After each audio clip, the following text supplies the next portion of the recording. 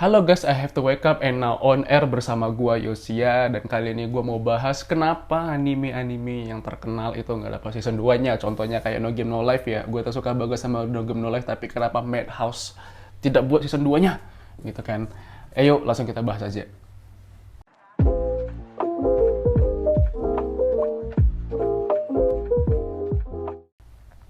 Nah, jadi kenapa anime itu nggak dapat season 2-nya?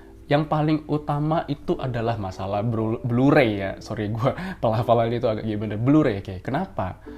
Apa itu Blu-ray? Dan gue jelasin deh kenapa Blu-ray itu penting banget untuk keberlangsungan season 2-nya. Tapi sebelum itu gue jelasin dulu Blu-ray itu apa. Blu-ray itu seperti CD ya, CD anime, tapi kapasitasnya lebih besar daripada CD dan DVD.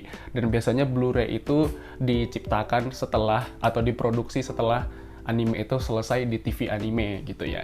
Jadi langsung dipasarkan ke penontonnya mereka gitu. Dan biasanya Blu-ray itu ada tambahan-tambahan seperti kayak ada grafisnya lebih bagus, atau ada penambahan jalan cerita, atau contohnya nih anime ecchi nggak ada sinar dewa sering itu nggak ada sinar dewa sama sekali, dan banyak penambahan-penambahan lainnya.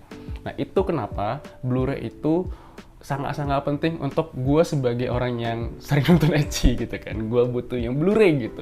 Nah, tapi masalahnya Blu-ray ini itu ada beberapa yang kurang diminati sama masyarakat.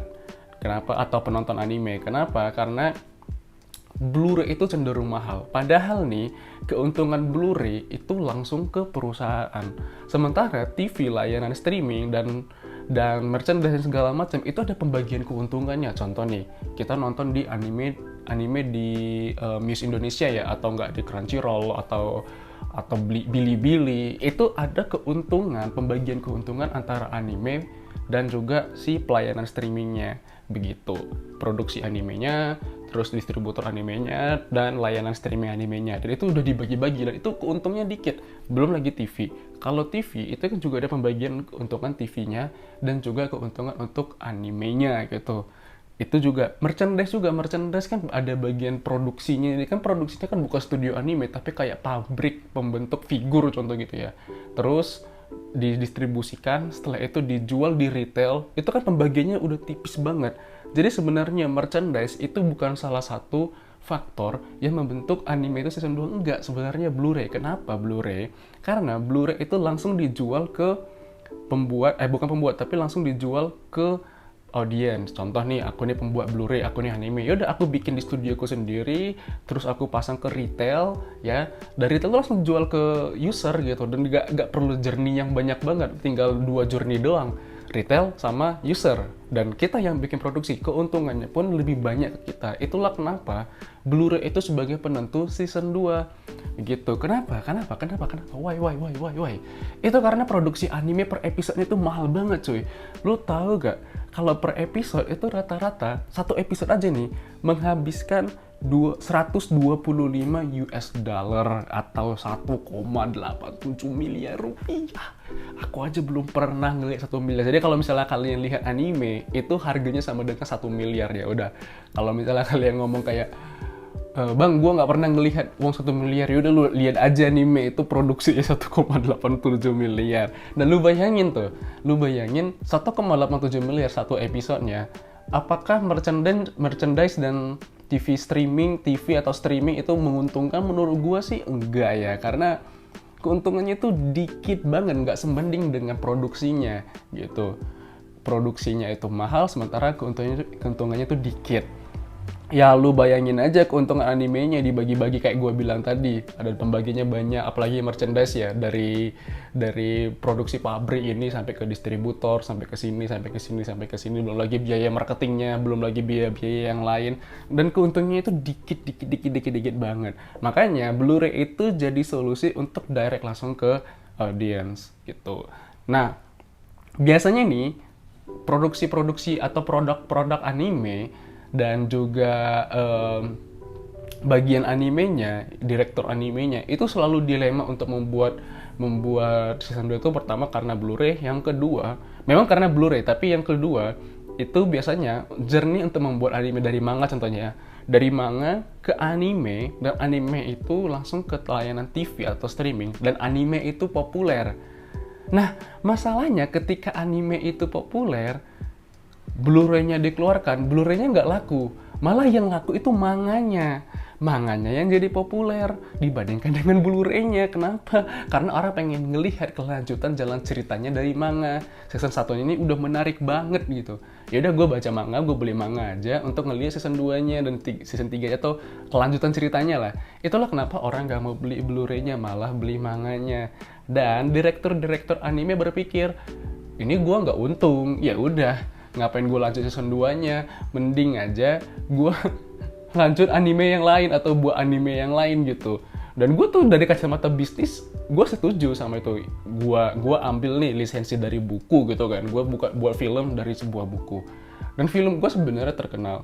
Tapi lebih terkenal bukunya, gue nggak mau lanjutin sequel 2-nya deh, karena bukunya lebih terkenal daripada film gue. Untuk apa gitu? Ya pasti gue bakalan berpikir seperti itu dari segi bisnis. Tapi kalau dari segi penonton ya, gue kan pengen di service gitu ya dari anime. Belum lagi gue nggak suka baca manga contohnya.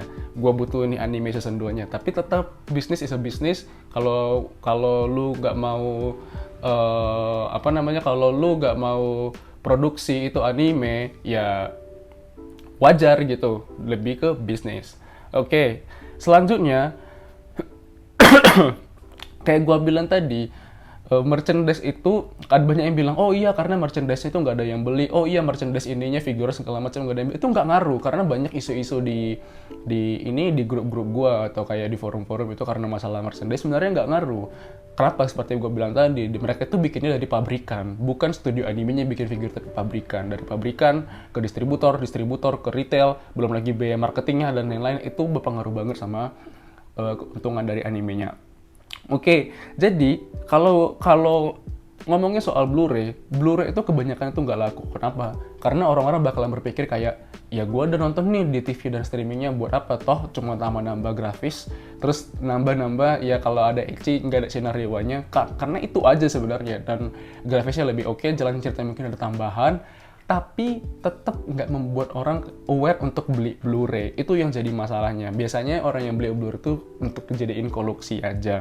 Dan masalah terakhir, masalah Blu-ray adalah Blu-ray ini hanya diproduksi di Jepang. Maksudnya gini, ketika Blu-ray itu selesai dibuat, dia hanya punya ya dubbing Jepang gitu, sementara subtitlenya nggak ada. Ketika mau diekspor, gue sebagai orang penikmat anime, bukan yang ngerti-ngerti banget bahasa Jepang gitu ya, gue bingung.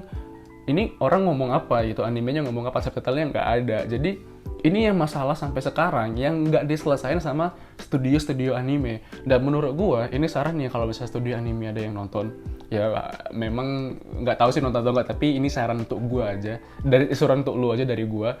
Studio-studio anime, please lu harus ada subtitlenya. Setidaknya hire deh orang yang nge-sub. Contohnya nih ada layanan streamingnya ilegal, yaudah lu hire aja itu orang yang nge-sub, terus lu bikin di Blu-ray lu, setelah itu lu produksi ke luar negeri juga, gue pasti jamin penambahan revenue lebih banyak. Memang cost untuk ekspor itu lebih banyak, cuma anime-anime atau wibu-wibu yang ada di luar Jepang itu banyak banget coy, dan itu menurut gue salah satu chance atau peluang yang harus kalian bikin gitu.